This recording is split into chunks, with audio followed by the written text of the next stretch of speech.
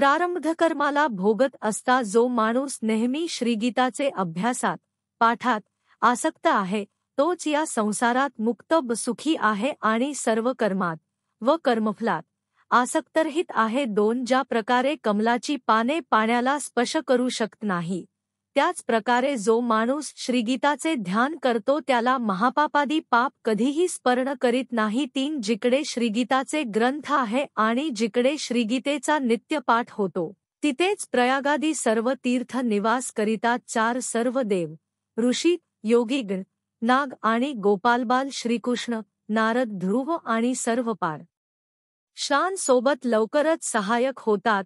जिकड श्रीगीता सदैव प्रवर्तमान आहे. 5 जिकडे श्रीगीतेचा विचार, पाठ, पठन आणि श्रवण होतो, हे पृथ्वी देवी, तिकडे मी निश्चितच श्रीलक्ष्मी सोबत निवास करतो. 6 मी श्रीगीताचे आश्रयात राहतो. श्रीगीता माझ उत्तम घर आहे आणि श्रीगीतेचा आश्रय घेऊनच मी हे तिन्ही लोकांचे पालनपोषण करतो.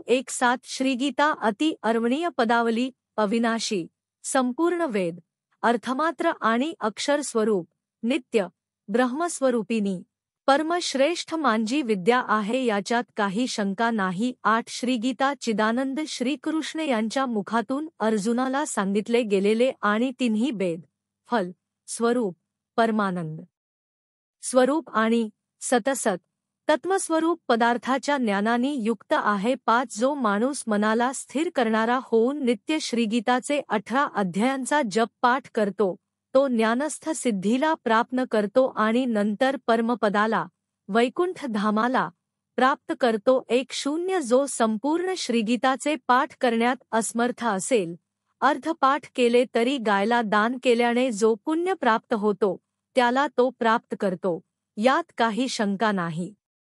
1 जो 30 भागाचा पाठ करतो तो गंगा स्नानाचा फल प्राप्त करतो आणि जो 6 भागाचा पाठ करतो तो सोम्याचा फल लाभतो. 1-2 जो माणूस भक्तियुक्त होऊन नित्य 1 अध्यायाचा जरी पाठ करीत असेल तरी तो रुद्र लोकाला प्राप्त होतो आणि शिवगण बनून चिरकाल, महाप्रलय पर्यंत निवास करतो. 1-3 हे पृथ्वी जो नेही 1 अध्याय, 1 श्लोक व 1 चरणाचा जरी पाठ करीत असतो, तो मनवंतर पर्यंत मनुष्य तत्व जन्म प्राप्त करतो. 1-4 जो माणूस श्रीगीताचे 10, 7, 5, 3, 2 आणि 1 व अर्धा शेकाचा नित्यपाठ करतो तो निश्चित 10,000 वर्षपर्यंत चंद्रलोकाला प्राप्त होतो आणि गीतेच्या पाठात प्रत माणसाचा मृत्यू राला तर तो पशुपक्षीच्या योनीत जाता पुनः मनुष्य जन्म प्राप्त करतो. 1-5 गीताचे पुन्हा अभ्यास करून उत्तम मुक्ती प्राप्त करतो आणि गीता असे उच्चारण करत जो मरण पावतो तो सद्गती,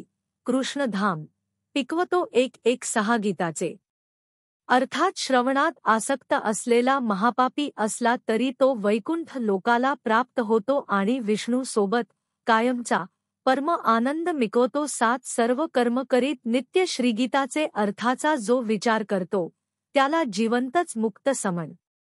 मृत्यू नंतर तो कृष्णधाम परमपदला प्राप्त करतो. 1-8 गीताचे आश्रय घेत सीता मातेचे वडील राजा जनक आणि कित्येक राजा पापमुक्त होऊन या भूलोकात यशस्वी न्यालेत आणि परमपदालाही प्राप्त केले आहेत. 1-9 श्रीगीताचे पाठ करून जो महात्म्याचा पाठ करत नाही, त्याचा पाठ विष्फल होतो, असे पाठाला श्रमरूप म्हटले गेले आहे. 2-0 जो या गीताचे महात्म्य सोबत श्रीगीताचे पाठ करतो, तो त्यांचे फल प्राप्त करतो आणि नंतर दुर्लभ गतीची प्राप्ती करतो. 1-2 सूत म्हणाले, श्रीगीताचे महात्म्यला मी सांगितला.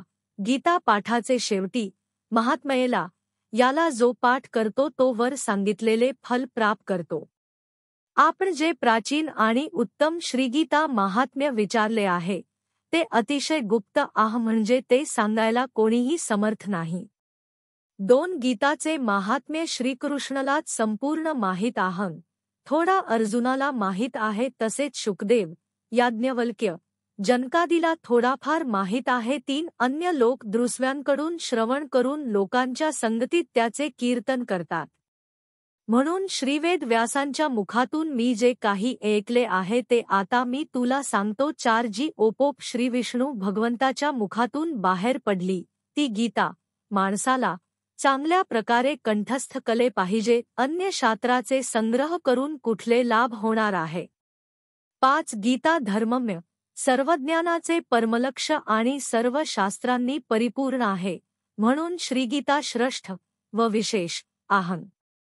6 जो माणूस या घोर दुःखरूपी संसार सागराला पार करू इच्छितो त्याला गीतारूपी नावेत चढून सुखपूर्वक पार केला पाहिजे. 7 जो माणूस या पवित्र गीताशास्त्राचे सावध राहून नित्य पाठ करतो तो निश्चित भय शोक आदीपासून रहित होऊन श्री विष्णुपदाची कृष्णधामाची प्राप्ती करतो. 8 जो सदैव योगाभ्यासात रत आहे, गीताचे ज्ञान ऐकले नाही आणि तरी तो मोक्ष प्राप्तीची इच्छा ठेवतो तो मूढात्मा बालप्रमाणे हास्याचे पात्र होतो. 9 जो रात्रंदिवस गीता शास्त्राचे पाठ करतो व श्रवण करतो तो मनुष्य नाही, त्याला तू देवच सम ह्याच्यात काही शंका नाही.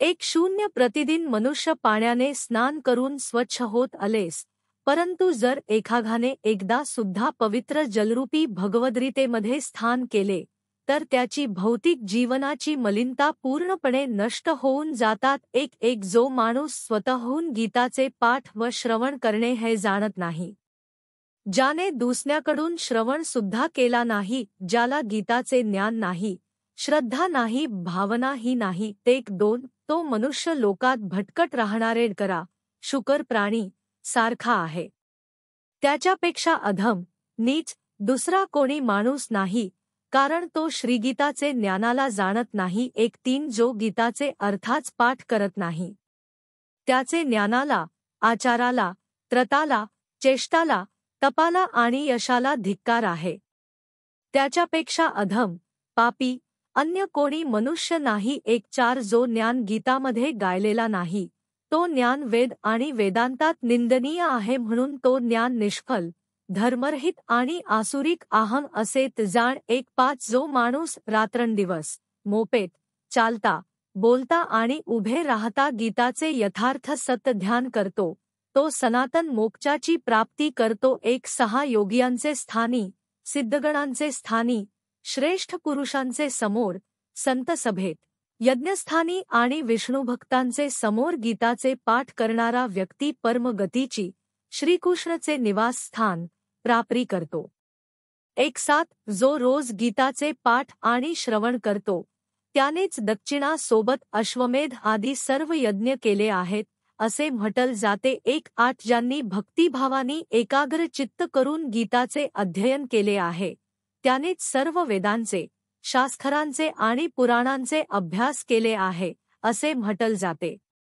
जो माणूस स्वतः गीताचे अष्टची श्रवण करतो, गातो व परोपकार हेतू लोकांना सांगतो तो परमपदाची प्राप्ती करतो. 2-0 ज्यांच्या घरात श्रीगीताचे पूजन होते तिथेच आध्यात्मिक, आधिदैविक आणि अधिभौतिक 3 तापा रोगा पासून उत्पन्न होणारी पीडा व व्याधी येत नाही. 1-2 जिकडे सतगीताचे अभिनंदन होते तिकडेच श्री भगवान विष्णू परमेश्वरामध्ये एकनिष्ठ भक्ती उत्पन्न होते. 1-2-3 आंघोळ केली नाही केली, पवित्र असो की अपवित्र असो, पण जो व्यक्ती परमेश्वराचे आणि विश्वरूपाचे अध्याय 11चे नित्यस्मरण पाठ करतो तो सर्वदा पवित्र आहे. 2-4 सर्व स्थानी जेवण करणारा आणि सर्व अर्कारे दान ग्रहण करणारा जरी गीताचे पाठ करत असला तरी तो कधीच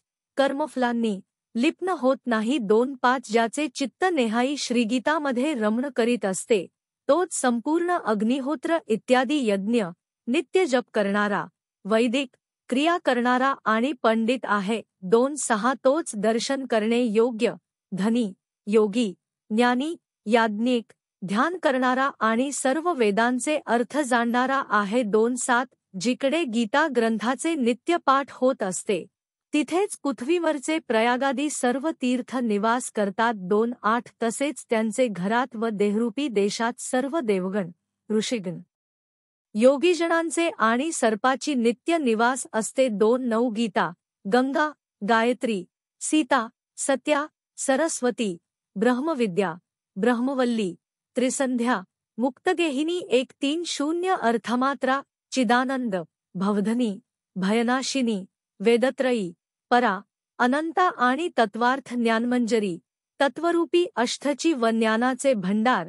3:1 या प्रकारे गीताचे गुणरूपी 18 नावांचे जो स्थिर मनाचे द्वारा नित्य जप करतो, तो लवकरच ज्ञानसिद्धी आणि मृत्यूनंतर परमपदाला श्रीकृष्ण धाम प्राप्त करतो. 3:2 माणूस जसे कसे कर्म करीत असतो, जर तो त्यासोबत गीतापाठ चालू ठेवतो, तर तो सर्व कर्म निर्दोषितापणे पूर्ण करून त्याचे फल प्राप्त करतो. 3:3 जो माणूस श्राद्धमध्ये पितरांना लक्ष्य करून गीताचे पाठ करतो, त्याचे पित संतुष्ट होऊन नरकातून सद्गती मिळवतात. 3:4 गीतापाठ करून प्रसन्न व श्राद्ध करून तृप्त मालेले पितृगण नंतर आपल्या पुत्राला आशीर्वाद देणे हेत पितृलोकात जातात. 3:5 जो माणूस गीताचे लिखाण गळ्यात, हातात व मस्तकावर धारण करतो, त्याचे सर्व विघ्नरूप दारुण उपद्रवांचे नाश होते. 3:6 भरतखंडात जो 4 प्रकारचे मनुष्य वर्गाच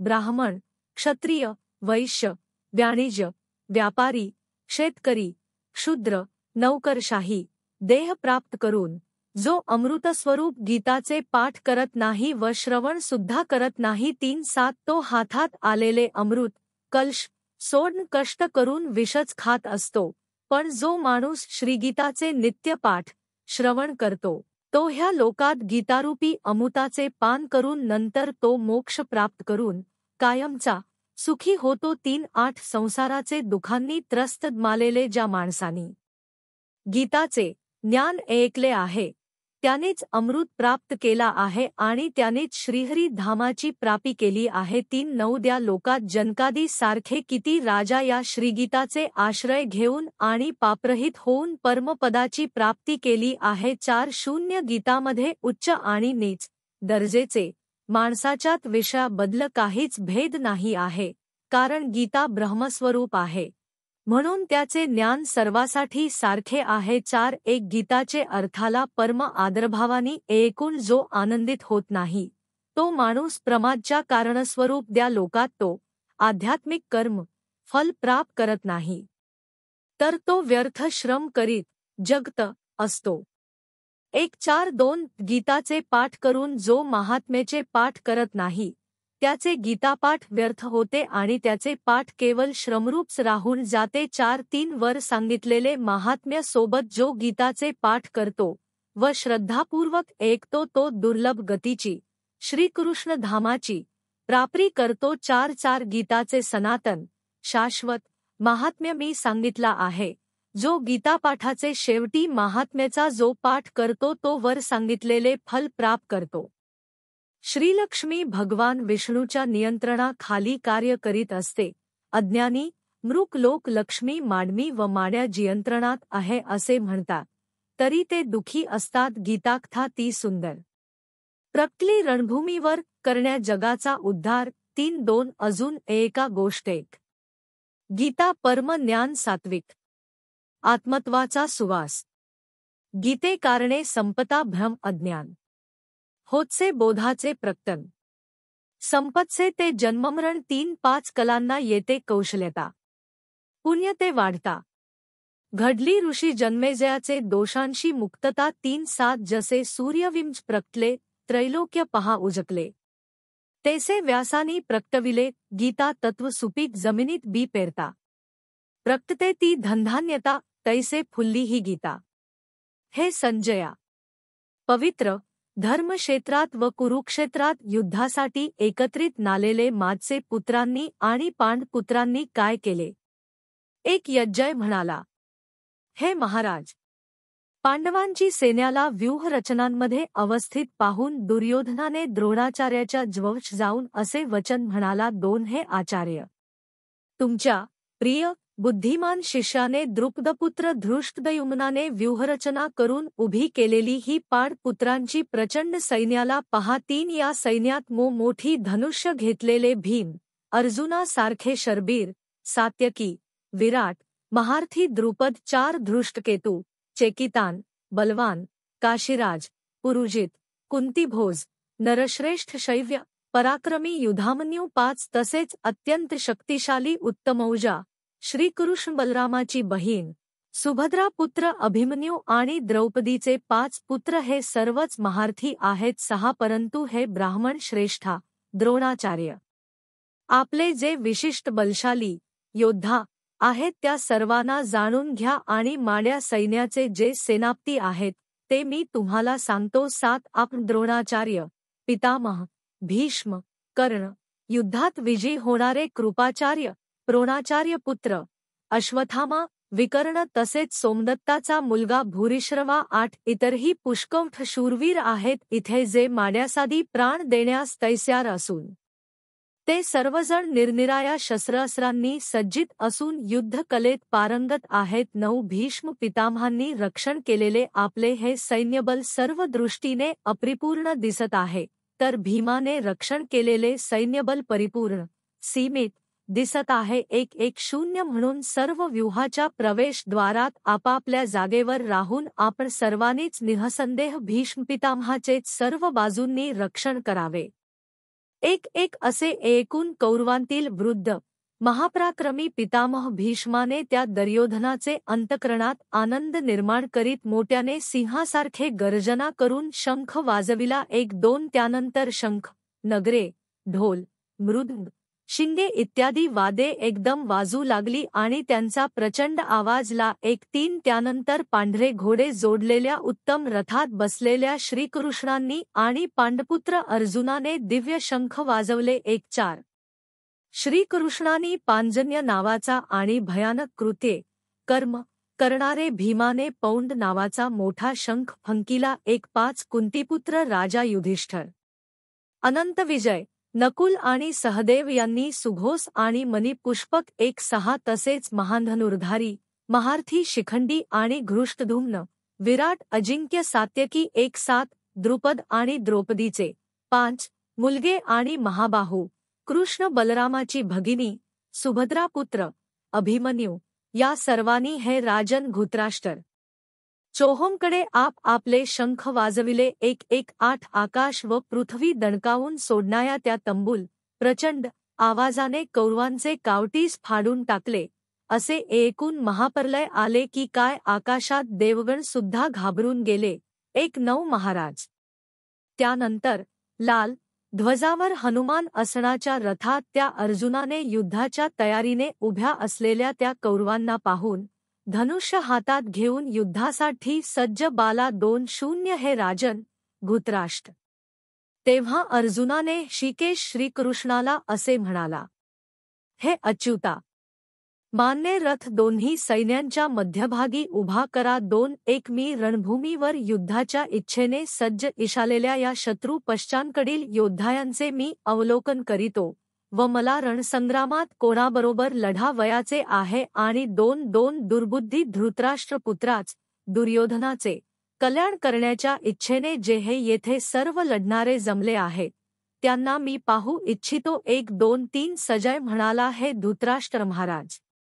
अर्जुनाने असे सांगितल्यावर श्रीकृष्णांनी दोन्ही सेनांच्या मध्यभागी सर्वोत्तम रथ उभा कला 2-4 भीष्म द्रोणाचार्य व इतर सर्व जगातील राजाच्या उपस्थितीत भगवान अर्जुनला असे म्हणाले हे पार्थ युद्धासाठी एकत्रित आलेले या सर्व कौरवांना पहा 2-5 त्यानंतर कुंतीपुत्र अर्जुनाने त्या दोन्ही सैन्यांमध्ये असलेल्या काका आजे पणजे गुरु द्रोण मामा भाऊ मुलगे नात मित्र सासरे आणि हितचिंतक त्या सर्वांना पाहिले 2-6 तेथे जमलेल्या त्या सर्व बांधवांना पाहून अत्यंत करुणेने व्याप्त आलेल्या कुंतीपुत्र अर्जुनाने शोकाकुल होऊन म्हणाला 2-7 अर्जुन म्हणाला हे कृष्णा युद्धाच्या इच्छेने येथे उभ्या असलेल्या या सर्व स्वजनांना पाहून मानचे अंग गवमून जात आहेत तोडाला कोड पडली आहे 2-8 शरीराला कंप सुटला आहे आणि अंगावर रोमांचही उभे राहत आहे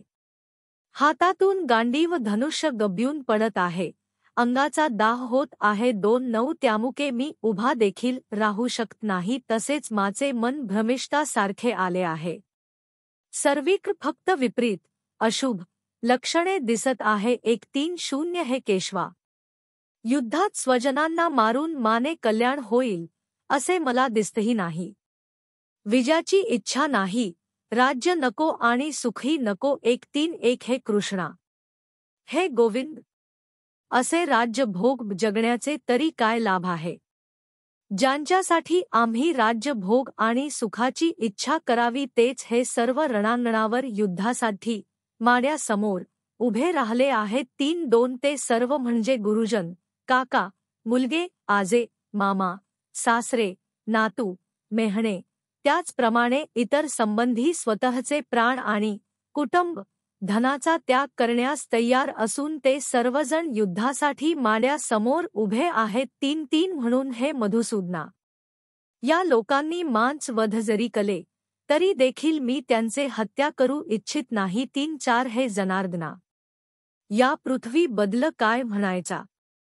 त्रैलोक्याच्या राज्यांसाठी सुद्धा धृतराष्ट्र पुत्रांचा वध करून आम्हाला तरी कुठले आनंद मिळणार आहे.